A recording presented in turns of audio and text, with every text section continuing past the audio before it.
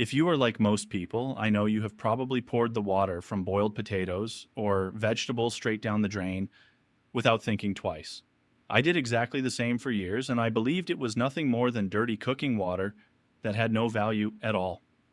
Looking back now, I realize I was throwing away something my grandfather never wasted, and every season I lost a small advantage that could have helped my potato plants stay stronger and produce better. The strange part is that almost nobody talks about this simple habit anymore because everyone is busy looking for expensive garden products while one useful thing is already sitting in the kitchen after dinner. I am not saying this water is some miracle that will double your harvest overnight because it is not. What I am saying is that when you understand how to use it the right way, it becomes another small piece of the puzzle that helps your garden without costing you anything. That is exactly how older gardeners used to think. They did not waste useful things, and they knew that many small improvements together often brought better results than one expensive product.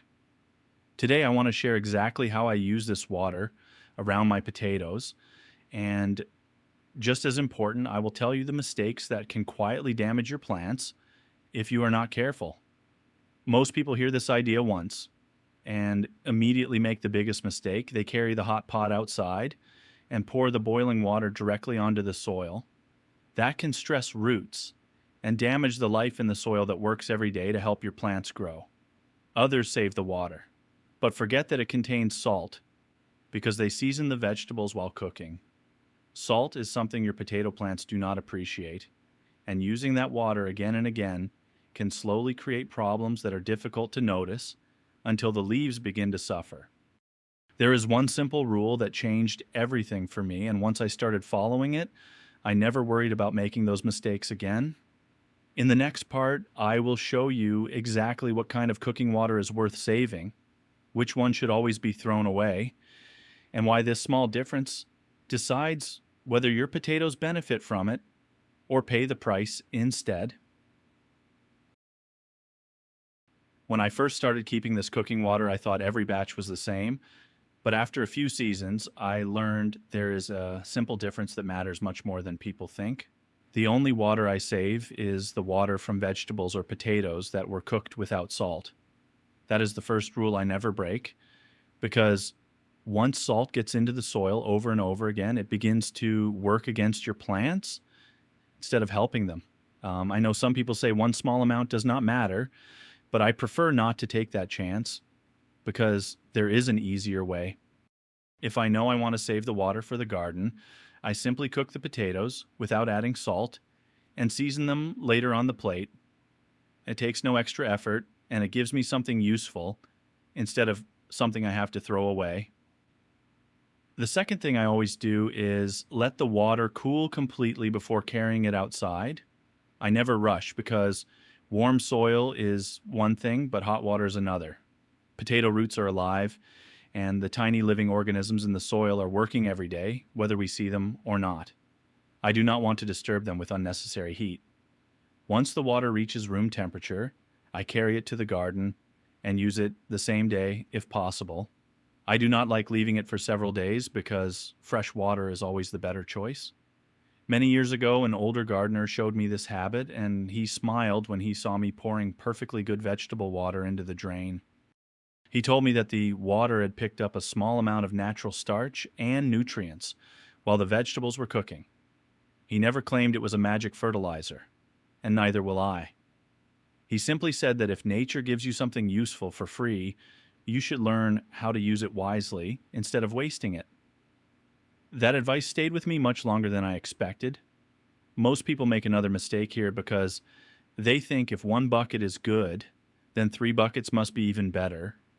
That is not how I treat my garden.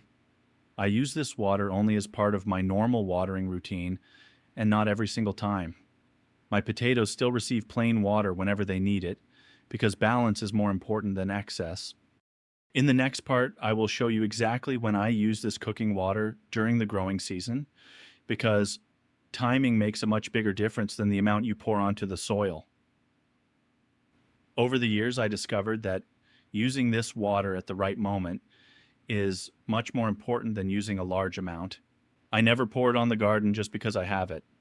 I wait until the potato plants are actively growing and the soil is beginning to dry on the surface. That is when I know the roots are ready to take in moisture without sitting in soggy ground. Before I water, I always take a quick look at the weather.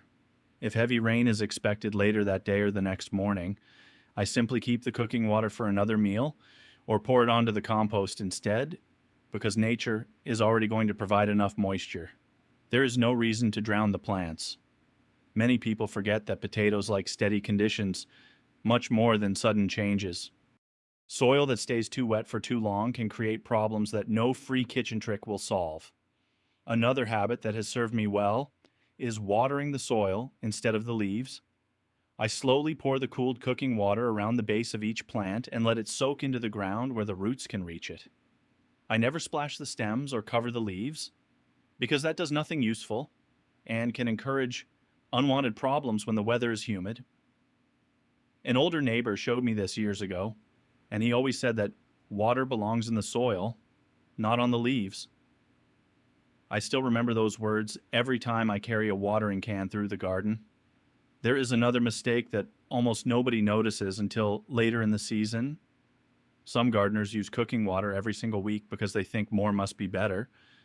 I have never done that. I treat it as an occasional extra during my regular watering routine. Most of the time, my potatoes receive plain, clean water because healthy plants grow best with consistency instead of constant changes. This simple balance has given me reliable harvests year after year without making gardening complicated. What surprises many people is that this old habit is not really about finding a miracle ingredient. It is about learning to waste less and pay closer attention to the little things that often get ignored. Those little habits have a way of adding up over an entire growing season. In the next part, I want to share another small detail that many gardeners overlook completely because it happens before the water even reaches the potato plants, and yet it can make a noticeable difference in the condition of the soil throughout the season. There's another habit I picked up many years ago that costs nothing, but often gives better results than people expect. Before I pour the cooled cooking water around my potatoes, I always take a minute to look at the soil itself. If the ground is hard and cracked from several hot days, I never dump all the water in one place. Most of it would simply run away before the roots could use it. Instead, I loosen the top inch of soil with my hand hoe, or even with my fingers if the ground is soft enough. I am not digging deeply, because potato roots do not need to be disturbed. I only break the surface so the water can move down slowly instead of flowing across the row. This is such a simple step, yet very few people bother to do it. Someone showed me this many years ago, and I have kept the habit ever since because it takes only a minute and makes every watering more effective. Another thing I pay attention to is the mulch around the plants, and if I have straw or dry grass that has not gone to seed, I leave a light layer around the potatoes. When I pour the cooled vegetable water onto the soil, the mulch helps keep that moisture where it belongs instead of letting the sun pull it away within a few hours. During warm weather, this can make a noticeable difference because the ground stays evenly moist for longer and the plants do not experience the same stress between waterings. Many gardeners spend money trying to solve problems that a little mulch and careful watering already prevent. I also avoid pouring large amounts right against the stems. I make a slow circle several inches away from each plant so the moisture spreads through the root zone naturally. That is how rain usually works. And I have found that the potatoes respond better to gentle watering than sudden flooding. Some people ask me if they should filter the cooking water before using it. And if there are only a few tiny starch particles left from the potatoes, I do not worry about them at all. I simply pour carefully and let nature do the rest. What I do avoid are pieces of butter, oil, cream, or cooking fat, because those belong in the kitchen, not in the garden. It is another small detail that many people overlook. In the next part, I want to tell you about the mistakes I made myself when I first started using this old method, because avoiding those mistakes is often more valuable than learning the method alone. When I think back to my first years in the garden, I smile because I made nearly every mistake a person could make with this simple method. I believe that if a little cooking water was helpful, then every pot from the kitchen belonged in the garden. It did not take long before I realized that not everything from the stove should end up around my potato plants. One evening, I poured water that had butter and seasoning mixed into it because I did not want to waste anything. A few days later, I noticed the soil had become unpleasant on the surface, and I understood that trying to save everything was not the same as making a good choice. Since then, I have kept one simple rule: only plain cooking water from unsalted vegetables or potatoes goes into my watering can. Everything else stays out of the garden. Another mistake I made was storing the water for too long because I thought I could collect several pots before using it. That sounded practical, but it was not. Fresh water is always my preference because it is simple and there is nothing to worry about. If I cannot use it within a short time, I simply pour it onto the compost pile instead of leaving it sitting for days. That way, nothing is wasted, and I still keep my garden routine easy. One lesson that took me years to appreciate was that no single trick replaces healthy gardening habits. I still make sure my potatoes receive enough sunlight. I still remove weeds before they become a problem. I still check the plants every few days, so I notice small changes before they become large ones. The cooking water is only one helpful habit among many. Perhaps that is why older gardeners had such reliable harvests. They did not depend on one secret. They collected dozens of simple habits and repeated them every season until they became second nature. That approach has served me much better than chasing every new product or every exciting promise I hear. Very few people are willing to stay patient enough to see how these small habits work together over time. Yet that patience often becomes the real difference between a disappointing harvest and one that fills several baskets. There is one final detail I always pay attention to before harvest begins, and I believe it ties this entire method together. Once you understand that last piece, everything we have talked about starts to make much more sense, and that is exactly what I want to share with you next. As the season moves toward harvest, I always slow down and pay closer attention to what the plants are telling me. This is the time when many gardeners become impatient and start changing everything at once. They water more often, they add extra fertilizer, they try every new tip they hear from a neighbor or see on the internet. I used to do exactly the same thing until I realized that healthy potato plants usually need consistency, much more than constant changes. If the leaves are green and the plants look strong, I simply continue with the routine that has worked all season. I water when the soil needs it, and if I happen to have cooled unsalted vegetable or potato water from the kitchen, I use it as part of that normal schedule. Nothing more and nothing less. One thing that surprised me over the years is how much money people spend looking for complicated solutions while ignoring the simple habits that cost absolutely nothing. Saving useful cooking water takes only a few seconds. Letting it cool takes no effort at all. Pouring it gently around the plants instead of down the drain becomes part of the day without adding extra work. When you repeat these small habits throughout the growing season, they become so natural that you stop thinking about them. That is probably why older gardeners seem to make everything look easy. They were not searching for shortcuts. They simply repeated good habits until those habits produced dependable results year after year. I also remind myself that every garden is a little different. One season may be wetter than another. One piece of soil may hold moisture longer than another. That is why I never follow any advice blindly, including my own. I watch the plants first because they always tell the truth.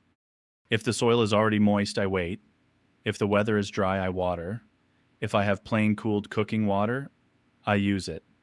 If I do not, then clean water works perfectly well too. Gardening has taught me that paying attention is often more valuable than buying another product.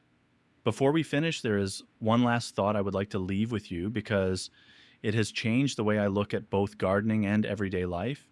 It is not really about one bucket of water. It is about learning to see value in simple things that many people overlook and discovering how those small choices quietly shape the harvest you carry home at the end of the season. When harvest time finally arrives, I always think about how many little choices led to that moment. No single watering made the difference, and no single trick created the crop. It was the habit of paying attention every week instead of searching for a miracle at the end of the season. Saving plain cooking water from potatoes or vegetables became one of those habits for me because it costs nothing and fits naturally into everyday life. Some weeks I use it once, and other weeks not at all. I never force the process because gardening has taught me that nature rewards patience much more than hurry. When I dig my potatoes and see healthy plants that carried themselves through the season, I feel satisfied knowing that very little was wasted. The kitchen helped the garden, and the garden returned fresh food to the table. That simple circle makes sense to me even after all these years. If you decide to try this method, remember the few rules that matter most. Always use unsalted cooking water. Let it cool completely before taking it outside. Pour it onto the soil around the plants instead of over the leaves. Use it as part of your normal watering routine rather than replacing every watering. Keep watching your plants because they will always tell you more than any bottle or advertisement ever can. I have learned that the best gardens are usually built with simple, repeated habits instead of expensive products. Maybe this old method will become one of those habits for you, just as it became one for me. Even if the improvement is small, it is free and it keeps one more useful thing out of the drain.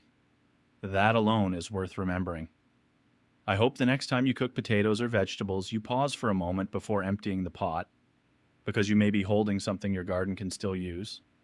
If you enjoyed spending this time with me, I would be happy to have you back for the next video, because there is another forgotten kitchen habit that many older gardeners quietly used for years and almost nobody talks about today.